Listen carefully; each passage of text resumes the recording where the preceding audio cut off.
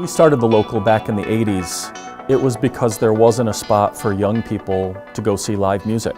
Most of the bars where bands were playing were 21 and over, and as 18 and 19-year-olds it was incredibly frustrating to want to go see a concert and not be allowed in.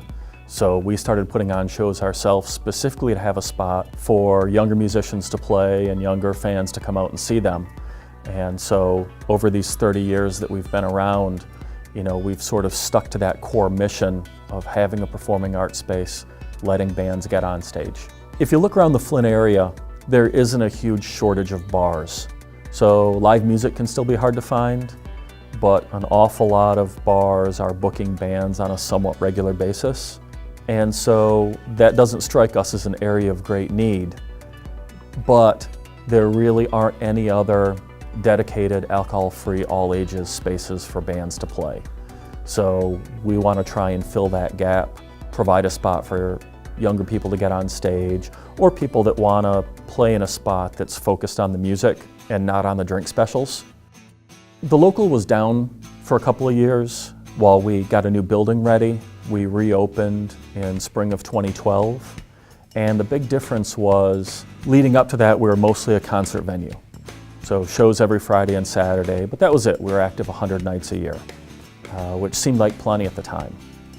Once we acquired this new space in downtown Flint with a full second floor, we had a much better setup to do other kinds of events. So instead of just those 100 concert nights a year, we now have board game nights, stand-up comedy, film, dance, a makerspace. We're now doing over 320 events per year. So we've taken that baseline of being an alcohol-free performing arts venue and really expanded into more of a community center, and still focused on our core like 16 to 24 age group, but now lots more activities for young people down to elementary and middle school kids working with technology and robotics and learning how to solder and use 3D printers, up to an older demographic who are instructors in the makerspace, helping out at these different events. At the Local, we don't do auditions.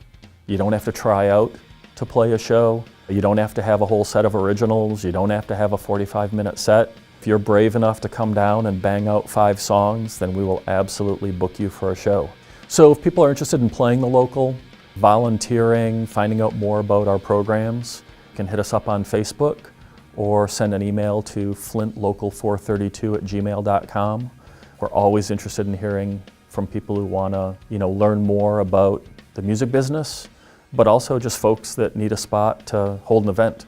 As a venue, it seems really kind of personable and friendly and low-key, and it's a great spot. People who've never been to see a concert or an indie or a punk show, it's a great first spot to walk into, and most people that come down are awful comfortable with the vibe. Nobody cares where you're from or what you're wearing. Just everybody's there to see and support local music.